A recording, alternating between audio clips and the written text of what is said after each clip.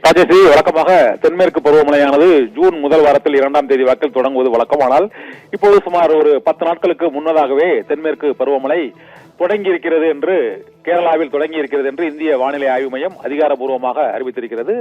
நாட்டில் தென்மேற்கு பருவமழையால் சுமார் 45% அளவுக்கு மழைப்பொழிவு கிடைக்கிறது.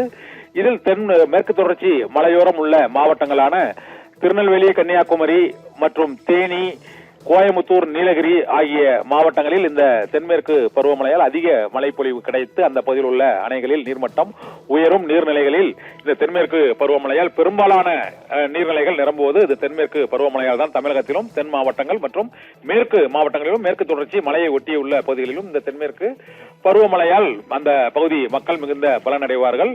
இந்த தென்மேற்கு பருவமழை வழக்கமாக தொடங்குவதற்கு 10 நாட்களுக்கு முன்னதாகவே இன்று தொடங்கி இருக்கிறது கேரளாவில் என்று வானிலை ஆய்வு மையம் அறிவித்துள்ள சூழ்நிலையில், அரபிக்கடலில் காற்றழுத்த தாழ்வு மண்டலம் இன்று பிற்பகலில் கரையை கடக்க உள்ள சூழ்நிலையிலும், வங்கக்கடலில் ஒரு புதிய காற்றழுத்த தாழ்வு பகுதி 27ஆம் தேதி வாக்கில் உருவாகும் என்று அறிவிக்கப்பட்ட நிலையிலும் ஏற்பட்டுள்ள வானிலை மாற்றத்தால் தமிழகம் முழுவதிலுமே அனைத்து மாவட்டங்களிலுமே ஒரு குளிர்ச்சியான சூழ்நிலை, மழைப்பொழிவுக்கான வாய்ப்பு இருக்கிறது என்று வானிலை ஆய்வு மையம் தெரிவித்திருக்கிறது.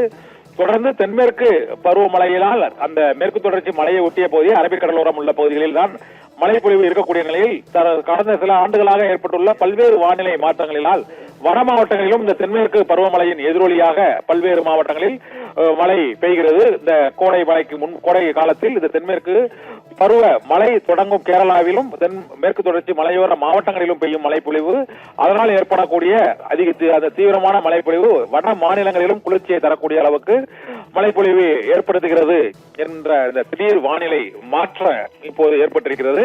வடகிழக்கு பருவமழையால் தான் இந்த வட மாநிலங்களில் பொதுவாக அந்த நவம்பர், டிசம்பர் மாதங்களில் மழைப்பொழிவு இருக்கும். ஆனால் இப்போது ஏப்ரல், மே, ஜூன் மாதங்களிலும் இந்த தென்மேற்கு பருவமழையால் ஏற்பட்டுள்ள வானிலை மாற்றங்களால் இங்கு வட மாவட்டங்களிலும் இந்த மழைப்பொழிவு, அதனால் ஏற்படக்கூடிய குளிர்ந்த சீதோஷண நிலை ஆகியவை ஏற்பட்டு வருகிறது. அதைத்தான் இப்போது நாம் பார்த்துக் கொண்டிருக்கிறோம். கேரளாவில் தென்மேற்கு பருவமழை முன்னதாகவே தொடங்கி இருக்கிறது என்று வானிலை ஆய்வு மையம் அதிகாரப்பூர்வமாக அறிவித்திருக்கிறது. ராஜேஸ்வரி.